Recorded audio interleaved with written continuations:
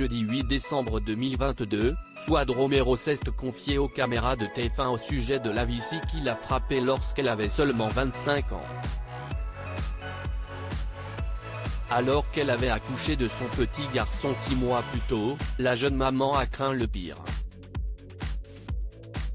Suad Romero a traversé des épreuves difficiles au cours de sa vie. La maman révélée dans l'émission Famille nombreuse, La vie en XXL se confie régulièrement sur son parcours de mère et de femme. Récemment, elle a évoqué auprès de ses nombreux abonnés un anniversaire douloureux pour elle.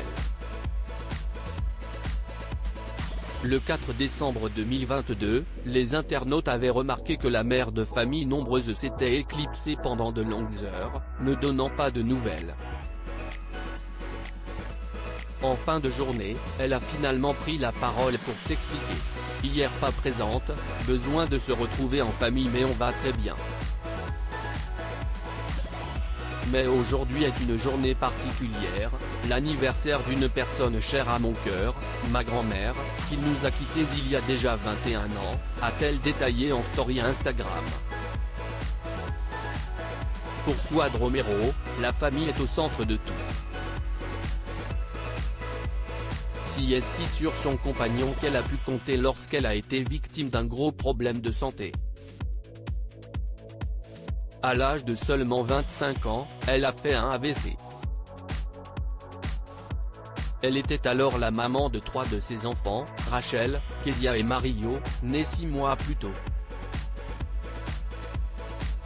Il y a 13 ans, j'ai fait un AVC.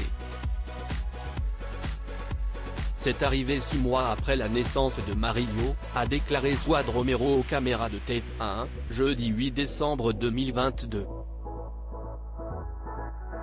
Un accident inoubliable. Elle revenait d'un entretien professionnel quand elle s'est sentie mal, quand elle a ouvert la porte de la maison, en entrant si est là que ça l'a fait d'un coup, s'est souvenu Mario.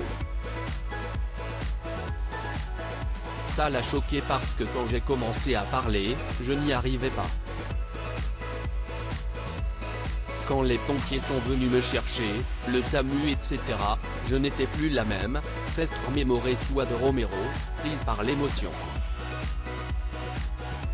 Le père de ses enfants craint le pire et réagit vite, notre ami qui habitait juste en bas, de chez nous, est monté pour les récupérer. On ne voulait pas qu'ils voient leur mère dans cet état-là.